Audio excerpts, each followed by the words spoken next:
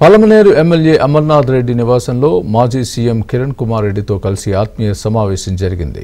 ఆంధ్రప్రదేశ్ రాజధాని అమరావతికి కేంద్ర ప్రభుత్వం 15,000 కోట్లు ఇవ్వడం మంచి పరిణామమని అన్నారు. ఏపీని అన్ని రంగాల్లో అగ్రగామిగా నిలపాలని సీఎం చంద్రబాబు ఆధ్వర్యంలో కూటమి ప్రభుత్వం పనిచేస్తోందని అన్నారు. పోలవరం ప్రాజెక్టును పూర్తి చేస్తామని కేంద్రం ప్రకటించడం పట్ల హర్షం వ్యక్తం చేశారు. పోలవరం ప్రాజెక్టు ద్వారా 7 లక్షల ఎకరాల కొత్త ఆయకట్టు వస్తుందని కిరణ్ కుమార్ రెడ్డి తెలిపారు.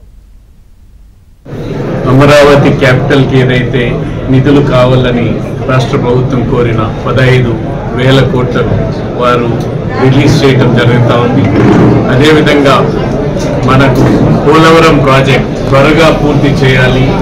ఏదైతే ప్రజల ఆశ, ప్రజలకున్న నీటి ఇబ్బందుల్ని తీర్చేదానికి దేశంలోనే అతి గొప్ప ప్రాజెక్ట్ పోలవరం ప్రాజెక్ట్ 7,20,000 కొత్త ఆయకట్టు, 960 మెగావాట్స్ హైడ్రో ఎలక్ట్రిసిటీకి తోడ్పాటు అయ్యే ప్రాజెక్ట్ అది.